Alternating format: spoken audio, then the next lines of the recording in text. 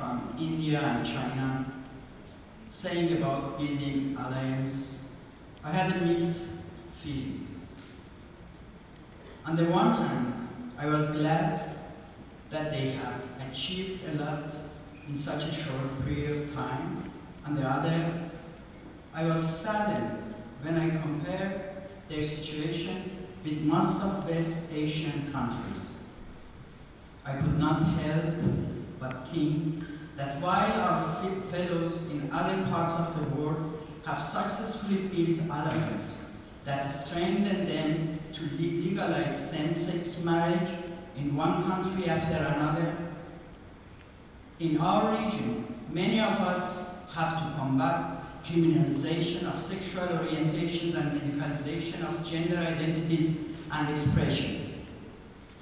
A fight over survival which takes place often in loneliness. In the second decade after millennium, there are still 6 countries in the world that prescribe the death penalty for consensual same-sex conduct, with 3 in West Asia: Iran, Saudi Arabia, Yemen, and 3 in Africa: Nigeria, Sudan, and Somalia. According to the 2019 ILGA state-sponsored homophobia report, the death penalty is also a possible punishment in 6 other countries, 5 of them in Asia: United Arab Emirates, Qatar, Pakistan, and Afghanistan, and also Iraq.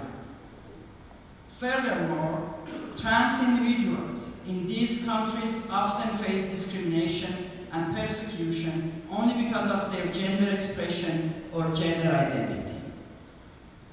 For instance, in Iran, although transsexuality is legal, to the extent that hormone therapy and sex change operations are mandatory for living the life as an ordinary citizen, transgender people are often subjected to violence, arrest, ill treatment, and even torture.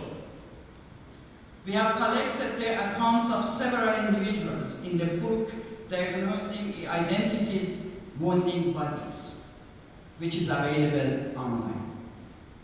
In these countries, in addition to the daily homophobic attacks within the family, society, and workplace, members of the LGBTI movements face state-mandated violence.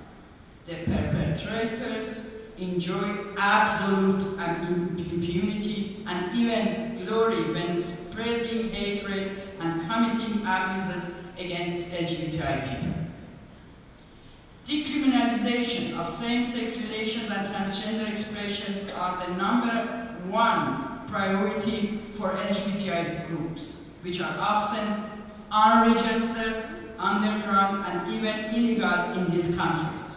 It is in dire need of allies in the national, regional, and international level.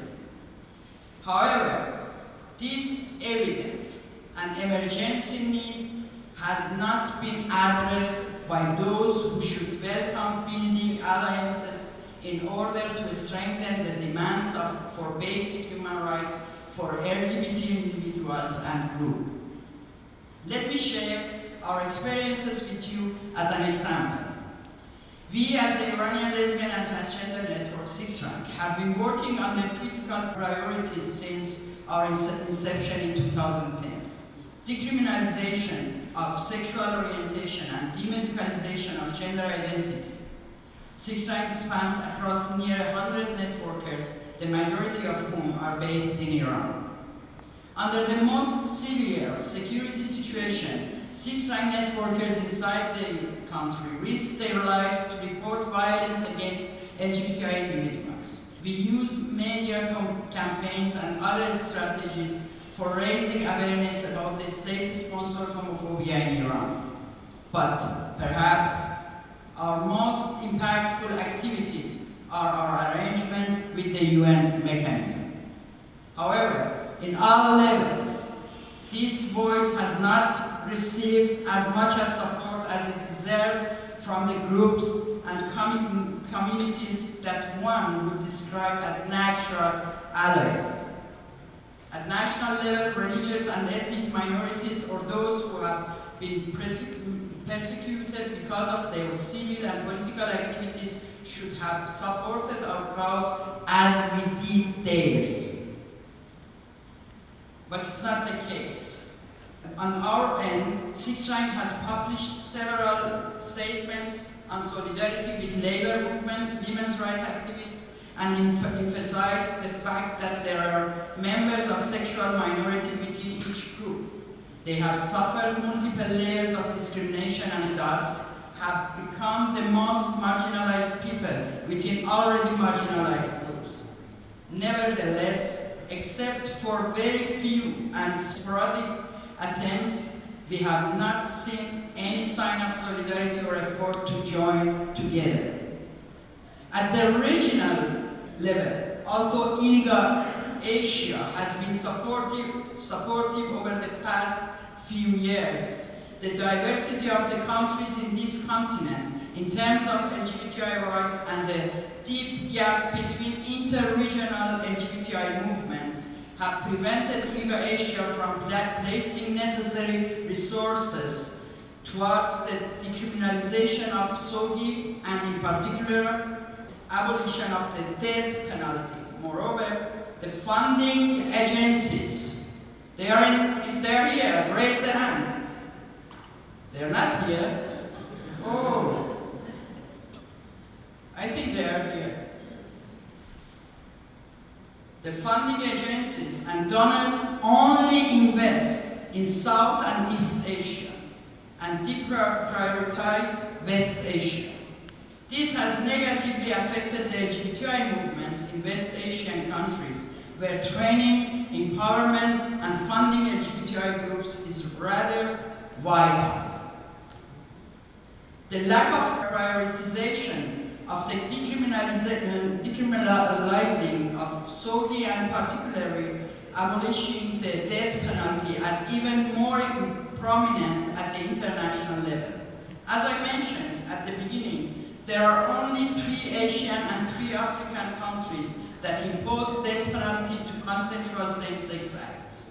Therefore, the issue, as horrific and inhumane it is, still is an Afro-Asian issue. And I want to be frank with you here by saying that even in ILGA, the priorities of the Asian or African organizations, albeit to a lesser extent, have much more of a chance to be sidelined and not become the world's priorities compared to Europe and North America.